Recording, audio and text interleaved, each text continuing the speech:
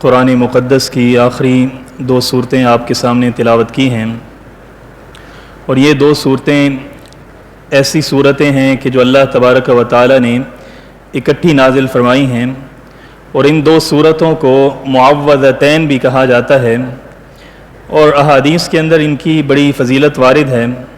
صحیح مسلم کے اندر آتا ہے کہ آپ صلی اللہ علیہ وسلم نے حضرت عقبہ بن عامر رضی اللہ تعالیٰ عنہ سے فرمایا کہ تمہیں خبر ہے کہ آج کی رات اللہ رب العزت نے میرے اوپر ایسی دو صورتیں نازل فرمائی ہیں کہ لم یرا مثلہن، کہ اس جیسی کوئی اور صورتیں نہیں ہیں۔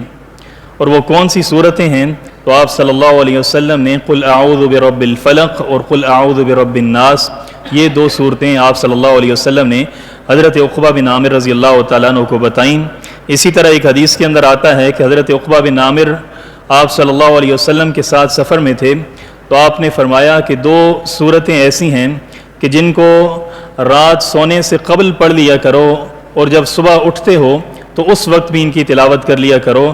اور آپ صلی اللہ علیہ وسلم نے یہ بھی تلقین کی کہ ہر نماز کے بعد بھی ان کی تلاوت کر لیا کرو۔ تو یہ سورۃ الفلق اور سورۃ الناس، یہ دو ایسی صورتیں ہیں۔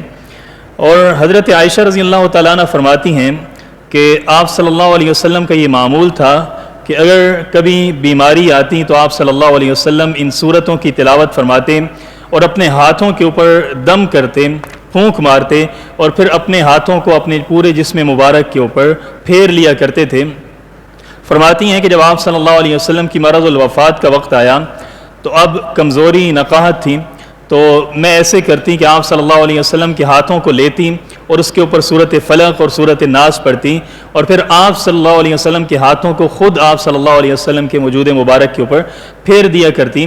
کیوں؟ اس کی وجہ یہ ہے کہ جو برکت آپ صلی اللہ علیہ وسلم کے ہاتھوں کے اندر ہے وہ میرے ہاتھوں کے اندر نہیں ہو سکتی تھی، تو اس لیے حضرت عائشہ رضی اللہ تعالیٰ عنہ کا یہ معمول تھا۔ یہ ترتیب توقیفی کے اندر سورۃ اخلاص کے بعد سورۃ فلق ہے۔ سورۃ اخلاص کے اندر اللہ تبارک و تعالیٰ نے اپنا تعارف کروایا، اپنی وحدانیت کو، اپنی توحید کو بیان فرمایا، اور اس کے بعد یہ سورۃ فلق ہے۔ تو اللہ تبارک و تعالیٰ بتانا یہ چاہتے ہیں کہ یہ جو اخلاص کی دعوت ہے، توحید کی دعوت ہے، جب آپ یہ لوگوں کے سامنے پیش کریں گے تو لوگ آپ کے ساتھ دشمنی کریں گے، اور دشمنی کے اندر لوگ اس گھٹیا حد تک اتر جائیں گے کہ آپ کو نقصان پہنچانے کی کوشش کریں گے، آپ کے اوپر جادو کرنے کی کوشش کریں گے، تو اس کا توڑ اللہ تبارک و تعالی نے یہ صورتیں بتائیں کہ سورۃ فلق اور سورۃ الناس، گویا کہ یہ کیا ہیں؟ یہ سیکورٹی گارڈ ہیں، دو گارڈ اللہ تبارک و تعالی نے آپ صلی اللہ علیہ وسلم کو اور امت محمدیہ کو عطا فرمائے کہ دشمنوں کے سازشوں کے مقابلے کے اندر یہ دو ایسے حصار ہیں کہ جن کو اگر اپنا لیا جائے تو آدمی کیا آ جاتا ہے؟ اللہ تعالیٰ کی حفاظت کے اندر آ جاتا ہے۔ اور اس کے شان نزول کے اندر مشہور شان نزول ہے کہ آپ صلی اللہ علیہ وسلم کے اوپر مدینہ کے ایک یہودی نے جادو کیا آپ صلی اللہ علیہ وسلم کے اوپر، اور آپ صلی اللہ علیہ وسلم نے اس کے اثرات کو اتنا محسوس کیا کہ طبیعت کے اندر قدرے بوجھل پن آ گیا، تو اللہ تبارک و تعالی نے ان صورتوں کو نازل فرمایا۔ اور یاد رکھیے کہ یہ جو شان نزول ہے، یہ جو پس منظر ہے، یہ حدیث کی اکثر کتابوں کے اندر یہی شان نزول ہے، اور اکثر مفسرین نے، جمہور نے اسی چیز کو نقل کیا ہے۔ بعض حضرات اس چیز کے قائل نہیں ہوئے کہ آپ صلی اللہ علیہ وسلم کے اوپر جادو کا اثر نہیں ہوا، تو جو حضرات اس بات کے قائل نہیں ہیں تو یہ کوئی بات نہیں ہے کہ ان کے اوپر کوئی فتویٰ لگایا جائے، کوئی ایسی بات کی جائے۔ اصل معاملہ یہ ہے کہ آدمی جب بھی حد سے تجاوز کرتا ہے تو معاملہ خراب ہوتا ہے۔ اگر آپ یہ کہنا شروع کر دیں کہ جو جادو کے اثر کو مانتا ہے وہ کیا ہے؟ گمراہ ہے، یا نعوذ باللہ کافر ہے، یا ایسا کوئی سلسلہ ہے، تو یہ ایک حد کو کراس کرنا ہے۔ یا دوسری طرف ایک وہ لوگ ہیں جو کہتے ہیں کہ جادو کا اثر نہیں ہوا، تو آپ ان کے اوپر فتویٰ لگانا شروع کر دیں، تو یہ دونوں جو افراط و تفریط ہیں یہ نامناسب ہیں۔ تو فرمایا کہ بسم اللہ الرحمن الرحیم، قل اعوذ برب الفلق، قل آپ فرما دیجئے، اعوذ میں پناہ طلب کرتا ہوں، برب الفلق فلق کے رب سے میں پناہ طلب کرتا ہوں۔ فلق کس کو کہتے ہیں؟ عربی زبان کے اندر فلق کہتے ہیں کسی چیز کا کسی دوسری چیز کو پھاڑ کر باہر نکل آنا، چیر کر باہر نکل آنا۔ تو اکثر مفسرین کا خیال یہ ہے کہ یہاں پر فلق سے مراد وہ صبح کا وقت ہے، کیوں؟ اس کی وجہ یہ ہے کہ صبح جو ہوتی ہیں وہ بھی کیا کرتی ہیں، رات کی تاریکی کی چادر کو پھاڑ کر وہ باہر نکلتی ہے، روشنی آتی ہے، تو اس کو اس لیے فلق کہا جاتا ہے۔ تو فرمایا کہ قل آپ فرما دیجئے اعوذ میں پناہ طلب کرتا ہوں برب الفلق، صبح کے رب سے پناہ طلب کرتا ہوں، اور پناہ دینے والی ذات صرف اور صرف اللہ تبارک و تعالیٰ کی ذات ہے، اللہ کے علاوہ کوئی پناہ دینے والا نہیں ہے۔ مشرکین مکہ کا عقیدہ اور نظریہ یہ تھا کہ جنات جو ہیں وہ پناہ دیتے ہیں، چنانچہ جب سفر پہ جاتے کسی ویران جگہ پہ رکتے تو کیا کرتے تھے کہ یہ جو اس وادی کا بڑا سید ہے، جو سردار ہے، ہم اس کی پناہ طلب کرتے ہیں، تو اس کی پناہ کے اندر آ جاتے۔ اس لیے اللہ تعالیٰ نے سورۃ جن کے اندر ارشاد فرمایا کہ یہ لوگ کیا کیا کرتے تھے، یہ ہم سے پناہ طلب کرتے تھے، جس کی وجہ سے ہماری سرکشی کے اندر، جنات کی سرکشی کے اندر مزید اضافہ ہو جایا کرتا تھا۔ آج کل ہمارے ہاں بھی کچھ ایسا ہی معاملہ ہے، لوگ کہتے ہیں کہ فلاں جو علاقہ ہے نا، شاہ عبد القادر محدث دہلوی رحمۃ اللہ علیہ نے لکھا ہے، اور آج سے کتنے سال پہلے وہ گزرے ہیں، لیکن انہوں نے لکھا ہے کہ ہمارے زمانے کے اندر لوگوں کا ایک رواج بن چکا ہے کہ کہتے ہیں کہ یہ جو شہر ہے نا، یہ فلاں بزرگ کی پناہ کے اندر ہے، یہ فلاں بزرگ کی پناہ کے اندر ہے، تو یہ کیا ہے، یہ شرک ہے۔ جیسے ہمارے ہاں آج کل کہا جاتا ہے کہ اسلام آباد جو ہے وہ امام بری کی پناہ کے اندر ہے، لاہور داتا صاحب کی پناہ کے اندر ہے، کراچی عبداللہ شاہ غازی کی پناہ کے اندر ہے۔ یاد رکھیے کہ پناہ دینے والی ذات صرف اور صرف اللہ تعالیٰ کی ذات ہے، کیونکہ اللہ تعالیٰ تمام مخلوقات کا خالق ہے اور رب ہے، اور اصول اور قاعدہ بھی یہی ہے۔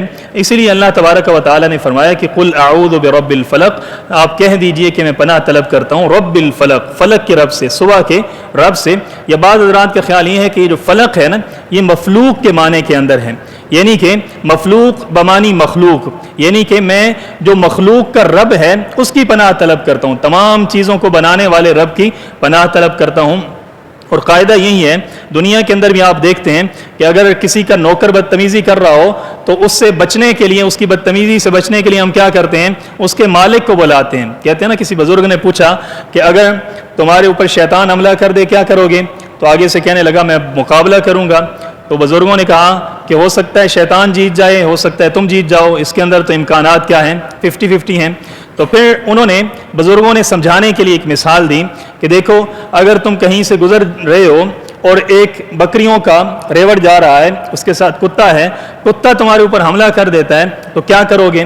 تو کہنے لگا میں کتے کے ساتھ مقابلہ کروں گا، میں اس کو پتھر اٹھا کے ماروں گا۔ تو بزرگوں نے کہا کہ ہو سکتا ہے کہ کتا غالب آ جائے، ہو سکتا ہے کہ تم غالب آ جاؤ۔ تو یہ جو تھے ان کے طالب علم، ان کے مرید پوچھنے لگے کہ پھر مجھے کیا کرنا چاہیے؟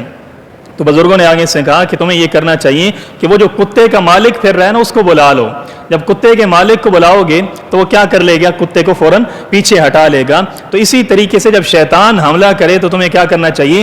جو شیطان کا مالک ہے، شیطان کو بنانے والا ہے، شیطان کا پروردگار ہے، اس کو بلاؤ گے تو شیطان کو اللہ تعالیٰ کیا کر دیں گے؟ دور کر دیں گے۔ تو فرمایا کہ قل اعوذ برب الفلق من شر ما خلق، ہر اس چیز کے شر سے، ما خلق، جو اس نے بنایا، جو اللہ تعالیٰ نے جتنی بھی مخلوقات بنائی اس کے شر سے میں رب کی پناہ طلب کرتا ہوں۔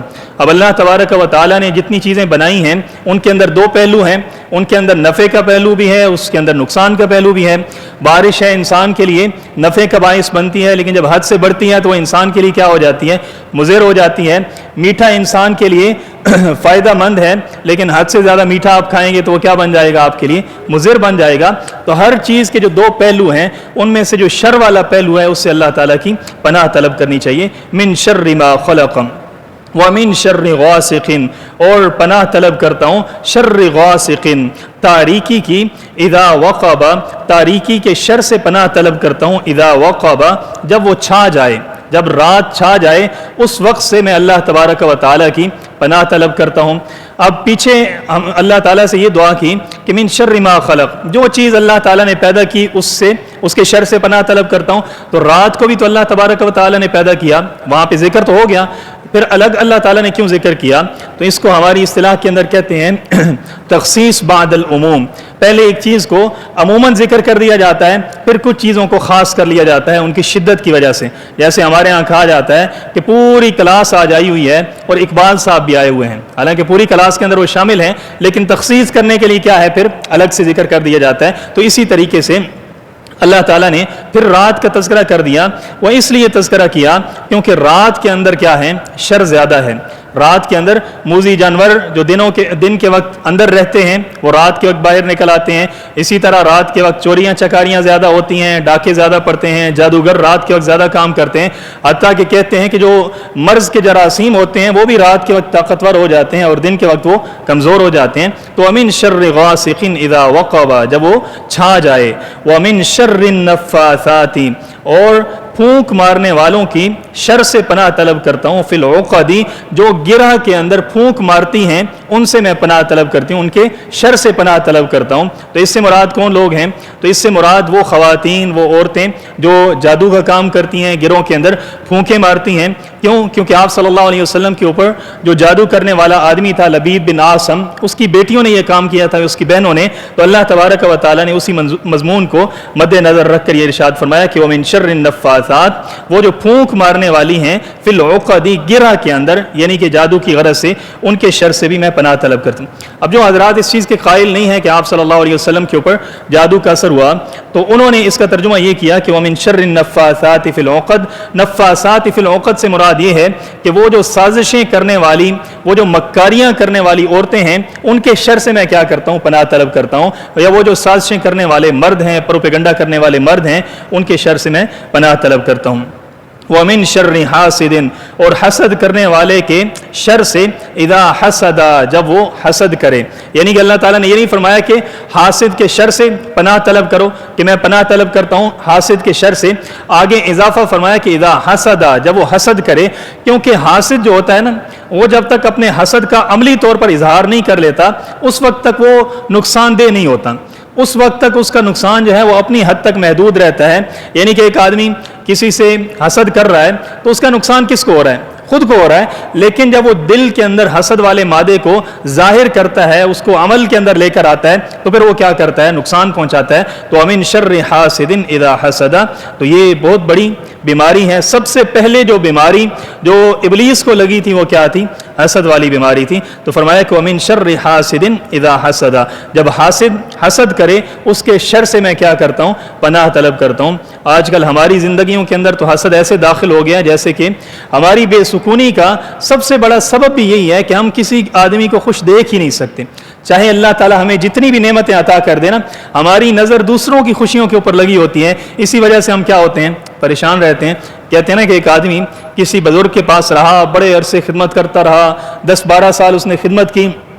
اب وہ بزرگ ایک دن کہنے لگا کہ آج ایک گھڑی ایسی آئی ہے کہ جو اللہ تعالیٰ سے میں دعا کروں گا نا, مجھے امید ہے, یقین ہے کہ اللہ تعالیٰ اس کو قبول کر لیں گے. تو میں اپنے لیے بھی دعا کر رہا ہوں, تم بھی اگر چاہتے ہو تو میں تمہارے لیے بھی دعا کرتا ہوں. تو اس نے کہا کہ حضرت جی آپ دعا کر دیں, اللہ تعالیٰ ایک خوبصورت سا اچھا سا مکان عطا فرما دیں. تو بزرگوں نے دعا کی, اللہ تبارک و تعالیٰ نے اس کو عطا کر دیا.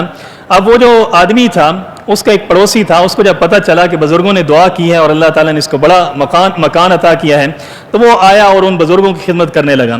اب 10-12 سال گزر گئے, خدمت کرتا رہا, حتیٰ کہ وہ گھڑی پھر آ پہنچی. بزرگوں نے فرمایا کہ آج وہ لمحہ ہے کہ جو دعا کی جائے قبول کی جائے گی اللہ تعالیٰ کی طرف سے. تو میں اپنے لیے دعا کر رہا ہوں, تم بھی بتاؤ کوئی دعا کروانی ہے تو کروا لو. تو وہ کہنے لگا کہ حضرت جی دعا کریں, وہ جو میرے پڑوسی کا مکان ہے نا وہ گر جائے, وہ ختم ہو جائے. تو ہمارا معاملہ یہی ہے کہ ہماری صلاحیتیں اور مکمل طور پہ ہماری کوششیں اسی کے اندر لگی رہتی ہیں کہ ہم کیا کریں؟ دوسروں کو گراتے رہیں. ومن شر حاسد اذا حسد. اس کے بعد سورۃ الناس ہے جی. یہ جو پچھلی صورت ہے اس کے اندر اللہ تعالیٰ نے جو دنیا کی آفات ہیں ان سے بچنے کی تعلیم ارشاد فرمائی کہ آپ کیا کریں؟ ان سے بچنے کے لیے دعا کریں. اور اس اگلی صورت کے اندر اللہ تبارک و تعالیٰ جو دین کی آفات ہیں ان سے بچنے کی تعلیم ارشاد فرمائیں گے. فرمایا کہ بسم اللہ الرحمن الرحیم, قل, آپ فرما دیجئے, اعوذ, میں پناہ طلب کرتا ہوں, برب الناس, لوگوں کے رب کی پناہ طلب کرتا ہوں, اللہ تعالیٰ سے پناہ طلب کرتا ہوں, برب الناس, جو کیا ہے؟ لوگوں کا رب ہے, ملک الناس, بادشاہ ہے لوگوں کا, الہ الناس, اور لوگوں کا معبود ہے. کس چیز سے پناہ طلب کرتا ہوں؟ من شر الوسواس الخناس, اس آدمی کے شر سے, الوسواس, جو بار بار وسوسہ ڈالنے والا ہے, بار بار وسوسے ڈالنے والا, الخناس, اور وہ کیا ہے؟ چھپ چھپ کر حملہ کرنے والا, جو وسوسہ ڈال کر, یعنی کہ اصل کے اندر اس کا کون مراد ہے؟ اس سے مراد شیطان ہے, جو انسان کے دل کے اندر وسوسہ ڈالتا ہے اور پھر کیا ہوتا ہے؟ پیچھے ہٹ جاتا ہے. آپ صلی اللہ علیہ وسلم نے فرمایا کہ شیطان کیا کرتا ہے؟ اپنی چونچ کو, اپنی سونڈ کو انسان کے دل کے اوپر اوپر رکھ لیتا ہے. جب آدمی اللہ کے ذکر سے غافل رہتا ہے وہ سونڈ انسان کے دل کے اوپر رکھتا رہتا ہے, وسوسے ڈالتا رہتا ہے, خیالات ڈالتا رہتا ہے, اور جب آدمی اللہ تعالیٰ کو یاد کرتا ہے, اللہ کا ذکر کرتا ہے, تو وہ فوراً سے اپنی چونچ کو, اپنی وہ سونڈ کو کیا کر لیتا ہے, ہٹا لیتا ہے. تو گویا کہ الخناس کا مطلب کیا ہے کہ وہ چھپ کر حملہ کرتا ہے, آتا ہے حملہ کرتا ہے, جب اللہ کا ذکر ہوتا ہے تو وہ کیا ہو جاتا ہے, پیچھے ہٹ جاتا ہے. من شر الوسواس الخناس. اب یہاں پہ آپ دیکھیں نا کہ پچھلی صورت کے اندر اللہ تعالیٰ نے اپنی ایک صفت کا ذکر کیا کہ قل, آپ فرما دیجئے اعوذ, میں پناہ طلب کرتا ہوں برب الفلق, فلق کے رب سے, اور اس کے بعد 4 بیماریوں کا, 4 چیزوں کا ذکر کیا. من شر ما خلق ومن شر غاسق اذا وقب ومن شر النفاثات فی العقد ومن شر حاسد اذا حسد. یعنی کہ اللہ نے اپنی ایک صفت کا ذکر کیا اور 4 جو دنیاوی آفات تھیں ان کا تذکرہ کیا کہ ان سے پناہ طلب کرو. لیکن یہاں پر اللہ تعالیٰ کی 3 صفات کا تذکرہ ہے. اعوذ برب الناس, رب کا تذکرہ, ملک الناس, اللہ تعالیٰ بادشاہ ہیں, الہ الناس, اللہ تعالیٰ معبود ہیں. یہ 3 صفات کا اللہ تعالیٰ نے ذکر کیا. اور آگے جس سے پناہ طلب کرنی ہے وہ کیا ہے, وہ ایک چیز ہے, الذی یوسوس فی صدور الناس, کہ دلوں کے اندر جو شیطان وسوسہ ڈالتا ہے اس کی پناہ. تو اس سے پتہ چلتا ہے کہ اللہ تعالیٰ بتانا یہ چاہتے ہیں کہ دنیا کی آفات جتنی بھی بڑی کیوں نہ ہوں, یعنی کہ کوئی جادو کرتا ہے دنیاوی اثر ہے, کوئی حسد کرتا ہے دنیاوی اثر ہے, من شر ما خلق, مخلوقات میں سے کوئی شرارت کرتا ہے دنیاوی اثر ہے, تو دنیاوی اثر جتنا بھی بڑا ہو وہ دینی اثر کے مقابلے کے اندر کیا ہے, وہ کم ہے. اس لیے اللہ تعالیٰ نے اپنی ایک صفت کا ذکر کیا. اور دین کا جو شر ہے, دین کے معاملے کے اندر جو شر انسان کو پہنچتا ہے وہ کیا ہے, وہ بہت بڑا ہے. اس کی وجہ سے انسان کی دنیا بھی خراب ہوتی ہے, آخرت بھی خراب ہوتی ہے. تو اس لیے اللہ تعالیٰ نے اپنی 3 صفات کا ذکر کیا کہ رب الناس, لوگوں کا رب ہے, ملک الناس, لوگوں کا بادشاہ ہے, اور الہ الناس, لوگوں کا معبود ہے. 3 صفات کا ذکر کیا. اور انسان کی جو زندگی ہے نا, یہ بھی, اس کی بھی 3 سٹیجز ہیں, 3 مراحل ہیں. ایک انسان کا بچپن ہوتا ہے, ایک انسان کی جوانی ہوتی ہے, ایک انسان کا بڑھاپا ہوتا ہے. تو یہ قرینہ ہے کہ جو اللہ تعالیٰ نے پہلے فرمایا اعوذ برب الناس, یہ گویا کہ بچپن کی طرف اشارہ ہے, اور ملک الناس اس سے جوانی کی طرف اشارہ ہے, اور الہ الناس سے بڑھاپے کی طرف اشارہ ہے. وہ کیسے, وہ ایسے کہ یہ جو رب کا لفظ ہے یہ تربیت سے نکلا ہے. ربوبیت کا مطلب یہ ہے کہ انشاء الشیء حالا فحالا الی حد الکمال, کہ کیا ہے, کسی چیز کی اس انداز کے اندر پرورش کرنا کہ مرحلہ برم مرحلہ سٹیجز کے لحاظ سے تدریجاً کسی کی پرورش کرنا الی حد الکمال, یہاں تک کہ وہ اپنے کمال کو پہنچ جائے. بچہ ہے تو اس کی ضروریات کی جو چیزیں ہیں, جانور ہے اس کی ضروریات کی جو چیزیں ہیں, اسی طریقے سے پرندوں کی ضروریات کی جو چیزیں, جب جس چیز کو جس چیز کی ضرورت پڑتی ہے وہ اللہ تبارک و تعالیٰ جو فراہم کرتے ہیں, اس اعتبار سے اللہ تعالیٰ کیا ہے, رب ہیں. جب انسان بچپن کے اندر ہوتا ہے تو وہ اس کو تربیت کی زیادہ ضرورت ہوتی ہے. وہ اپنے والدین کو دیکھتا ہے تربیت کر رہے ہیں, پرورش کر رہے ہیں, تو اس کی نظر جو ہے وہ اپنے والدین کی وہ ربوبیت کے اوپر, تربیت کے اوپر پڑی رہتی ہے, پرورش کے اوپر پڑی رہتی ہے. تو اللہ تعالیٰ فرماتے ہیں اعوذ برب الناس, یہ جو رب کا لفظ ہے یہ قرینہ ہے کہ انسان کے بچپن کی طرف اشارہ ہے. اچھا, جب بندہ جوان ہوتا ہے تو ہر بندہ اپنی ذات کے اندر کیا سمجھتا ہے کہ میں بھی بادشاہ ہوں, اکڑ آ جاتی ہے نا, تکبر آ جاتا ہے. آدمی ہر بندہ سمجھتا ہے کہ میں بادشاہ ہوں, میں بادشاہ ہوں. تو اللہ تعالیٰ فرماتے ہیں کہ جوانی جب آ جائے تو یہ نہ سمجھنا کہ تو بادشاہ ہے, بلکہ تیرے اوپر بھی ایک بادشاہ ہے, ملک الناس, جو کیا ہے, لوگوں کا بادشاہ ہے. یہ جب آدمی جوانی کے اندر جاتا ہے نا, پھر آدمی سیاست کے اندر پڑ جاتا ہے, کس کو بادشاہ بنانا ہے, کس کو بادشاہ نہیں بنانا, کس کو ووٹ دینا ہے, کس کو ووٹ نہیں دینا. اور سیاست کا بادشاہت کے ساتھ تعلق ہے, اور انسان جوانی میں جا کر سیاست کی طرف دھیان دیتا ہے. تو اس سے بھی پتہ چلتا ہے کہ مالک الناس سے مراد انسان کی جوانی کی طرف اشارہ ہے. اور جب آدمی بوڑھا ہو جاتا ہے, اب آسرے آہستہ آہستہ ختم ہونا شروع ہو جاتے ہیں, آدمی کا رجحان اللہ تعالیٰ کی طرف اور عبادت کی طرف ہونا شروع ہو جاتا ہے. تو اللہ تعالیٰ نے اشارہ فرما دیا کہ اگر بڑھاپے کے اندر آ جاؤ, اولاد خیال نہیں کر رہی, لوگ بات نہیں سن رہے, تو اللہ تعالیٰ کا دروازہ کھلا ہے. الہ الناس, جو لوگوں کا کیا ہے, الہ ہے, اپنی عبادات کا مرکز اللہ تعالیٰ کی ذات کو بنا. الہ الناس من شر الوسواس الخناس, وسواس, وسوسے ڈالنے والے کے شر سے, الخناس, جو ظاہر ہو کر پھر کیا ہو جاتا ہے, چھپ جاتا ہے, چھپ کر حملہ کرنے والا. الذی یوسوس, جو وسوسہ ڈالتا ہے, فی صدور الناس, لوگوں کے سینوں کے اندر, لوگوں کے دلوں کے اندر وسوسہ ڈالتا ہے. من الجنۃ والناس, وہ جو وسوسہ ڈالنے والا ہے من الجنتی وہ جنات میں سے بھی ہے, شیاطین میں سے بھی ہے, والناس اور لوگوں میں سے بھی وسوسہ ڈالنے والا ہے. یعنی کہ شیاطین بھی انسان کے دلوں کے اندر وسوسے ڈالتے ہیں, انسان کو غلط راستے کے اوپر ڈالنے کی کوشش کرتے ہیں, اور کچھ انسان بھی ایسے ہوتے ہیں جو شیطان والا کام کرنا شروع کر دیتے ہیں اور لوگوں کے دلوں کے اندر وسوسے ڈالتے ہیں. اور یاد رکھیے کہ شیطان کا جو وسوسہ ہے نا وہ قدرے کمزور ہے, اور کمزور ہونے کی وجہ یہ ہے کہ وہ صرف وسوسہ ڈال دیتا ہے, اس سے بڑھ کر وہ کچھ نہیں کر سکتا. لیکن انسان کیا کرتا ہے, وہ وسوسہ بھی ڈالتا ہے اور پھر ہاتھ سے پکڑ کر انسان کو گناہ تک لے کر بھی جاتا ہے. تو اس لیے فرمایا کہ من الجنتی والناس, لوگوں میں سے جو وسوسہ ڈالنے والے ہیں ان سے بھی. امام رازی رحمۃ اللہ علیہ نے یہاں پر ایک واقعہ لکھا ہے کہ ایک عالم تقریر کر رہے تھے, خطبہ دے رہے تھے, اور کہنے لگے کہ آدمی جب صدقہ دینے کا ارادہ کرتا ہے, نیت کرتا ہے, تو اللہ تعالیٰ ایسے ہوتا ہے اس کے ساتھ معاملہ کہ 70 شیاطین جو ہیں نا اس کے ساتھ لگ جاتے ہیں, اس کو صدقہ نہیں کرنے دیتے, تو صدقے سے روکنے کی کوشش کرتے ہیں. تو ایک آدمی بیان سن رہا تھا, اس نے کہا آج تو میں نے 70 شیاطین کو شکست دینی ہے. چنانچہ گھر گیا اور اس نے اپنی جھولی جو ہے نا وہ گندم سے بھری, اور گھر سے نکلنے لگا تو آگے سے بیوی آ گئی.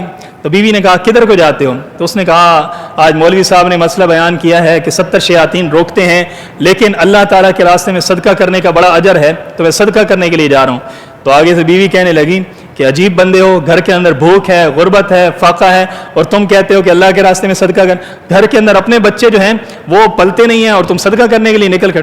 اس نے بڑی کوشش کی, بڑا زور لگایا کسی طریقے سے میں نکلوں اور جا کر یہ گندم جو ہے نا صدقہ کر دوں, لیکن بیوی نہ مانی. پھر بیچارے کو وہ گندم جو ہے واپس پلٹ کے ڈالنا پڑی. اب آیا مولوی صاحب کے پاس سر جھکا کر, مولوی صاحب نے پوچھا ہاں جی کیا بنا؟ کہنے لگا کہ میں صدقہ کرنے کی نیت سے گھر سے نکلا تھا, گندم لے کر نکلا تھا, لیکن وہ جو 70 شیطانوں کی ماں ہے نا وہ آگے سے آگے, تو اس نے آ کر مجھے روک لیا اور مجھے صدقہ نہیں کرنے دیا. تو من الجنت والناس, جنات میں سے کیا ہوتے ہیں وسوسہ ڈالنے والے, والناس اور لوگوں میں سے بھی وسوسہ ڈالنے والے. اور آج کل کے دور کے اندر آپ دیکھیں گے فتنے کا دور ہے, آزمائشوں کا دور ہے. آپ دیکھیں گے کہ لوگوں کے اندر اتنے زیادہ کثیر تعداد کے اندر ایسے لوگ ہیں جو صرف اور صرف اسی مشن کے اوپر, اسی مقصد کے اوپر لگے ہوئے ہیں کہ لوگوں کے ذہنوں کو پراگندہ کریں, وسوسے ڈالیں, قرآن کے بارے میں, آپ صلی اللہ علیہ وسلم کی سیرت کے بارے میں, صحابہ اکرام کے معاملے کے اندر وسوسے ڈالتے ہیں, اور انسان کیا ہو جاتا ہے, پریشان ہو جاتا ہے. تو انسان کو چاہیے کہ سونے سے پہلے یہ جو معوذتین ہیں ان کی تلاوت کرنی چاہیے. اور اللہ کی شان دیکھیں, اللہ کا کلام ہے, اللہ کی کتاب ہے, یہ قرآن پاک جو نازل ہوا ہے نا جس ترتیب کے ساتھ, اس ترتیب کے ساتھ یہ ہمارے سامنے جو قرآن ہے یہ وہ والی ترتیب نہیں ہے, نزولی نہیں ہے, بلکہ ترتیب توقیفی ہے. یعنی کہ جو بھی صورت نازل ہوتی ہیں آپ صلی اللہ علیہ وسلم اس کی جگہ متعین فرما دیتے, آیتوں کی جگہ متعین فرما دیا کرتے تھے. تو صورت شروع ہوتی ہیں فاتحہ سے اور آخر ہوتی ہے سورۃ الناس پہ. لیکن آپ دیکھیں گے کہ سورۃ الفاتحہ اور سورۃ الناس کا آپس کے اندر بڑا ربط ہے, بڑا تعلق ہے. تعلق یہ ہے کہ ہم نے سورہ فاتحہ کے اندر پڑھا کہ الحمدللہ رب العالمین, رب العالمین سے شروع ہوئی, تو سورۃ الناس بھی کہاں سے شروع ہوتی ہے؟ قل اعوذ برب الناس, رب کا لفظ وہاں بھی اور یہاں پر بھی. وہاں پر کیا ہے؟ مالک یوم الدین, تو یہاں پر کیا ہے؟ ملک الناس, یعنی کہ وہاں پہ مالکی تو یہاں پر بھی مالکی. اسی طریقے سے وہاں پر ایاک نعبد و ایاک نستعین, تیری ہی عبادت کرتے ہیں, تجھی سے مدد طلب کرتے ہیں, گویا کہ عبادت کا تذکرہ ہے. تو یہاں پر فرمایا کہ الہ الناس, لوگوں کا کیا ہے, وہ معبود ہے, عبادت کے لائق ہے. تو یہ آپس کے اندر کیا ہے, ان کا آپس کے اندر ربط بنتا ہے. وہاں پر ہم نے دعا کی کہ اہدنا الصراط المستقیم, ہمیں سیدھا راستہ دکھائیے. تو سب سے بڑا جو رکاوٹ ہوتی ہے انسان کے سیدھے راستے کے اوپر چلنے کے معاملے کے اندر وہ کیا ہوتی ہے؟ وسوسہ ہوتا ہے. تو اللہ تعالیٰ نے یہ دعا سکھا دی کہ الذی یوسوس فی صدور الناس من شر الوسواس الخناس الذی یوسوس فی صدور الناس. تو گویا کہ شروع کے اندر اور آخر کے اندر آپس کے اندر کیا ہے؟ ربط ہے, جو بتاتا ہے کہ یہ کسی انسان کا کلام نہیں ہے بلکہ اللہ تبارک و تعالیٰ کا کلام ہے. اور اس کی مثال ایسی ہے کہ جیسے ایک بیج ہوتا ہے نا, آپ اس کو کیا کرتے ہیں, زمین کے اندر ڈالتے ہیں. اب اس میں سے پھر کیا نکلتی ہے؟ کونپل نکلتی ہے, پھر آگے پودا بنتا ہے, درخت بنتا ہے, شاخیں بنتی ہیں, پتے بنتے ہیں, آگے پھل لگتا ہے. پھل کے اندر پھر کیا ہوتا ہے؟ بیج ہوتا ہے. شروع بیج سے ہوا اور پھر آخر پر جا کر بھی کیا ہے؟ بیج ہے. تو اس کے اندر بھی یہی ہے کہ سورۃ فاتحہ جہاں سے شروع ہوئی, سورۃ الناس بھی وہیں پر آ کر انہی مضامین کے اوپر آ کر اللہ تبارک و تعالیٰ نے اس کو ختم کیا. تو یہ اللہ تبارک و تعالیٰ کا بڑا احسان ہے کہ اللہ تبارک و تعالیٰ نے آج ہمیں منزل پر پہنچایا. تقریباً 2 سال کا عرصہ جو ہے یہ مشکل سفر تھا, کٹھن سفر تھا, لیکن اللہ تبارک و تعالیٰ کی توفیق سے, اللہ تعالیٰ کی مدد سے آج الحمدللہ ہم نے والناس کی. اللہ تعالیٰ سے دعا ہے کہ اللہ تبارک तबारक व तआला इसको कबूल फरमाएँ और जो हमसे गलतियाँ हुई, कोताहियाँ हुई, कमज़ोरियाँ हुई, अल्लाह तबारक व तआला उनको माफ़ फरमाएँ। और याद रखें कि ये ख़ास तौर पर जो आप हज़रात का जो क्लास के अंदर शरीक होने वाले लोग हैं उनका भी बड़ा मुजाहिदा है, अल्लाह तबारक व तआला उनकी कोशिशों को कबूल फरमाएँ। ये जब हमने क्लास शुरू की थी ना, तो पहले दिन ही ये ज़हन के अंदर था कि आज जो तादाद है, अगर 50 लोग हैं, 30 लोग हैं, 25 लोग हैं, तो एक हफ्ते के बाद, एक महीने के बाद इनमें से 2-3 रह जाएंगे। लेकिन अल्हम्दुलिल्लाह उम्मीदों से बहुत बढ़कर ये पूरा जो सिलसिला 2 साल चलता रहा, तो हमारी तादाद जो है वो अल्हम्दुलिल्लाह बरकरार रही। ये इस बात का इजहार करती हैं कि अल्लाह तबारक व तआला के कलाम से मोहब्बत करने वाले लोग मौजूद हैं। जो लोग मोहब्बत करके इस क्लास के अंदर शरीक हुए, अल्लाह तबारक व तआला उनकी तमाम जायज़ ख्वाहिशात को पूरा फरमाएँ। अल्लाह तबारक व तआला अमल करने की तौफीक नसीब फरमाएँ।